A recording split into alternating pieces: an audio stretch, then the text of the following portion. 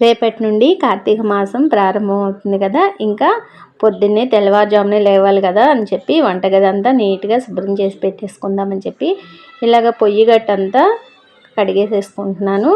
చాలా నీట్గా ఉంటుంది కదా, పొద్దున్నే ప్రశాంతంగా పూజ చేసుకునేటప్పుడు ఇలాగ ఉంటే మంచిగా మైండ్కి కూడా ఆహ్లాదకరంగా ఉంటుంది. నేనైతే ఇలాగ ప్రతిరోజు సాయంత్రం పూట పడుకునే ముందల పొయ్యి గట్టంతా క్లీన్ చేసేసి ఇలా పెట్టేసుకుంటాను.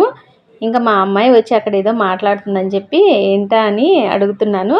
నేను చేతికి గాజులు కూడా వేసుకోలేదండి, ఎందుకంటే చంటి బిడ్డను ఎత్తుకుంటున్నాను, గుచ్చుకుంటున్నాయి అని చెప్పి పూజ చేసుకునేటప్పుడే వేసి తర్వాత తీసివేసుకుంటున్నానండి.